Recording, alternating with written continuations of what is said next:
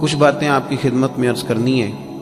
اللہ تبارک و تعالیٰ نے قرآن مجید میں ارشاد فرمایا کہ فلا وربک لا یؤمنون حتی یحکموک فیما شجر بینہم۔ اے محبوب علیہ السلام، آپ کے رب کی قسم،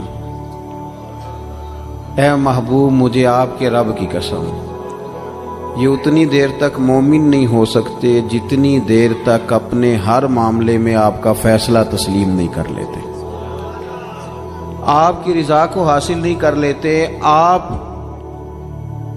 کے ہر قول کو اپنے لیے قول فیصل نہیں جان لیتے، اتنی دیر تک یہ مومن ہو سکتے نہیں۔ ہم یہ کرتے ہیں کہ چند چیزوں میں تو دین پر عمل کرتے ہیں،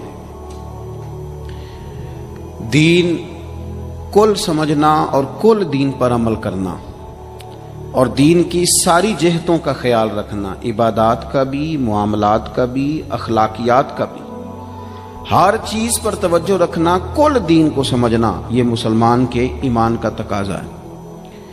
ہمارا سارا کچھ نبی پاک صلی اللہ تعالی علیہ وسلم کے ساتھ وابستہ ہے۔ اگر ہم اپنے دین سے، ایمان سے، اپنے معاملات سے نبی پاک علیہ السلام کے نام مبارک کو معاذ اللہ نکال دیں تو ہمارے پاس کچھ بھی نہیں بچتا، یہ دنیا ساری خالی ہو جائے، اندھیر نگری ہو جائے۔ سرور کائنات صلی اللہ تعالی علیہ وسلم کے نام نامی اسم گرامی کی برکت سے ہی ستاروں میں روشنی ہے، پھولوں میں خوشبو ہے، اور کائنات کے سارے رنگ حضور ہی کا صدقہ ہیں۔ اب ظاہر ہے بندہ مومن جب یہ سمجھ گیا ہے کہ سارا کچھ حضور کی ذات ہے اور سارا کچھ نبی کریم علیہ السلام کی ذات سے وابستہ ہے، تو اب اسے پتہ ہونا چاہیے نا کہ حضور راضی کیسے ہوتے ہیں، اسے خبر ہونی چاہیے کہ نبی پاک علیہ السلام کی رضا کس بات میں۔ سب سے پہلے یہ سمجھ لیں کہ حضور نے فرمایا نماز میری آنکھوں کی ٹھنڈک ہے، یعنی ہم چونکہ کچھ باتیں بہت زیادہ سنتے ہیں تو اس کا ذائقہ نہیں محسوس کرتے، کبھی حدیث کے لفظوں پر غور کریں، فرمایا نماز میری آنکھوں کی ٹھنڈک ہے، یعنی کہتے ہیں نا آنکھیں ٹھنڈی ہو گئیں، تو حضور فرماتے ہیں جب تو سجدہ کرتا ہے نا میرے امتی، جب تو نماز پڑھتا ہے، رکوع قیام سجود کرتا ہے، تو تیرے نبی کی آنکھیں ٹھنڈی ہوتی۔ یہ کتنا بڑا رضا والا کام ہے نبی پاک صلی اللہ علیہ وسلم کی نماز پڑھنا۔ اور حضور کا اپنا نماز کے ساتھ رشتہ یہ تھا کہ سورج گرہن ہوا تو حضور نے نماز کی نیت باندھ لی، چاند گرہن ہوا تو نماز پڑھنے لگے، تیز بارشیں طوفان کی صورت میں آئیں تو نماز پڑھی، بارش نہیں ہوتی تو نماز پڑھی، حتیٰ کہ جنگوں کے موقع پر بھی میرے نبی پاک نماز کی کثرت فرماتے تھے، ہر موقع پر نماز کی طرف توجہ۔ نماز حضور کی چاہت ہے، آنکھوں کی ٹھنڈک ہے۔ وہ کس طرح کو امتی ہے جو یہ نہ چاہے گا کہ میرے نبی کی آنکھیں ٹھنڈی ہوں؟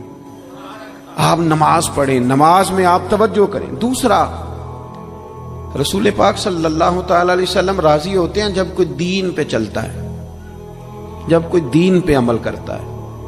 میں نے چونکہ کچھ باتیں عرض کرنی ہیں، یہ میرا عنوان ہے، تو میں کچھ چیزیں ایسی ہیں جن کا پتہ ہے بس اشارہ کر کے گزرنا ہے۔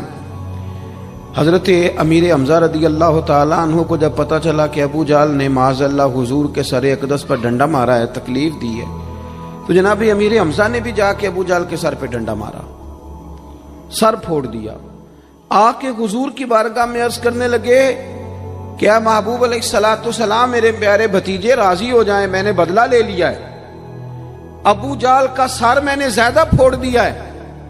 تو حضور نے فرمایا چچا میں ابو جہل کا سر پھوڑنے سے تو خوش نہیں نہ ہوتا، تو اے محبوب آپ کیسے خوش ہوتے ہیں؟ فرمایا آپ میرے دین کا کلمہ پڑھ جائیں، مسلمان ہو جائیں، میں خوش ہو جاؤں گا۔ تو ہم چیزوں کو سمجھتے نہیں۔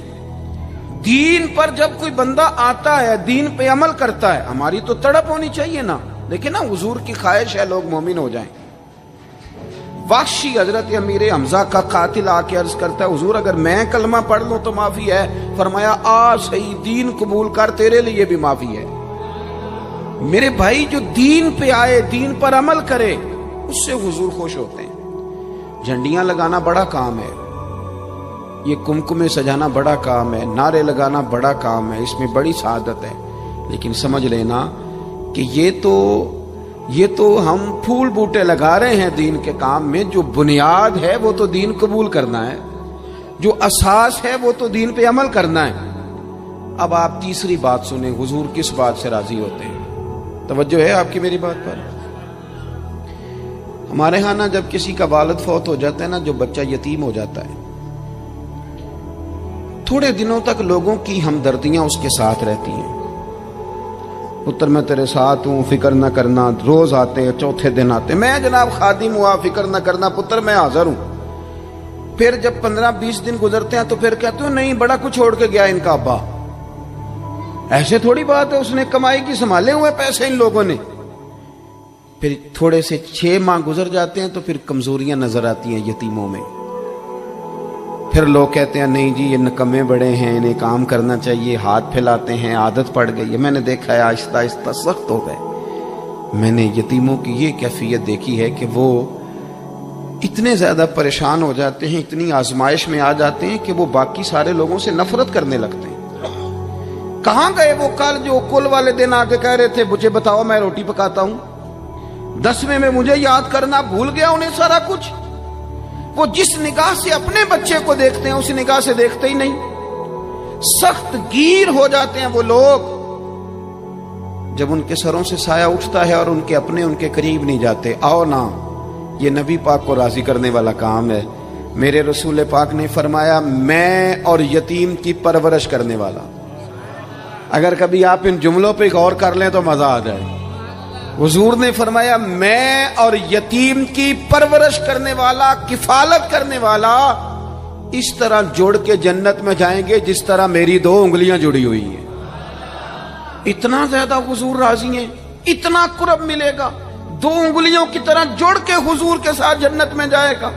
وہ اپنے پرائے کا غم کھانے والا، مرادیں غریبوں کی بر لانے والا، مصیبت میں غیروں کے کام آنے والا.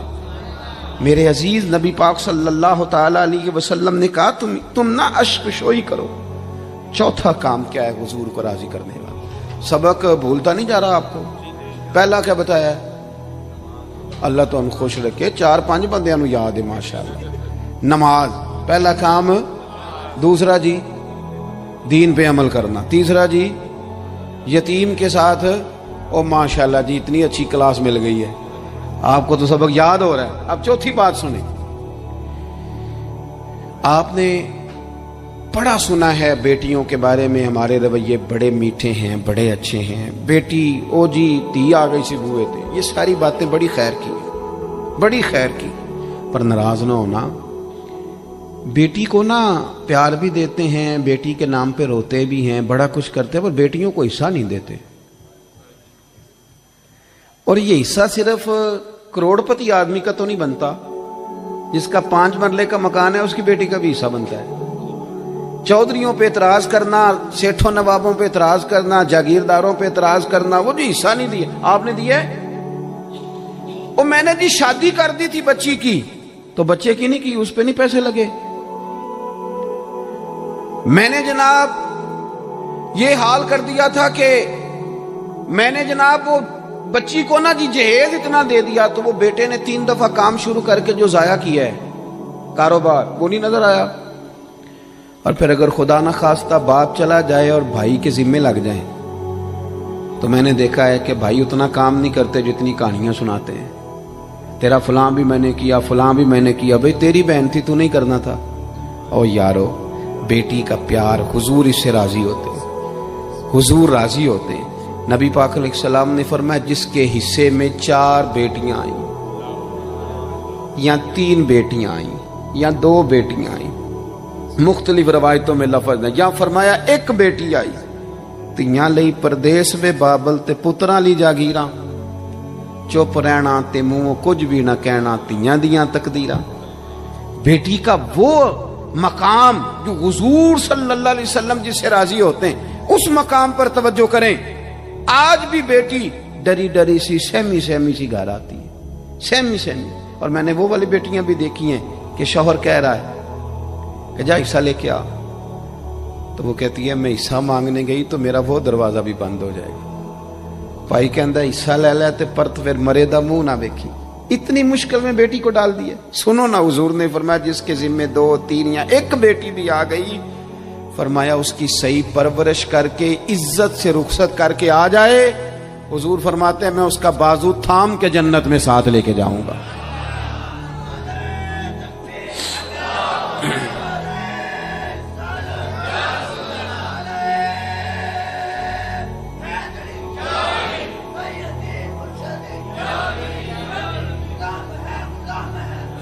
میرے عزیز، آپ یہ وہ کام ہے جو ہمیں حضور کے قریب لے جائیں گے، یہ وہ کام ہے جو ہمیں نبی پاک کے پاس لے جائیں گے، حضور کی بارگاہ تک لے جائیں گے۔ پھر جو حضور سے پیار کرے،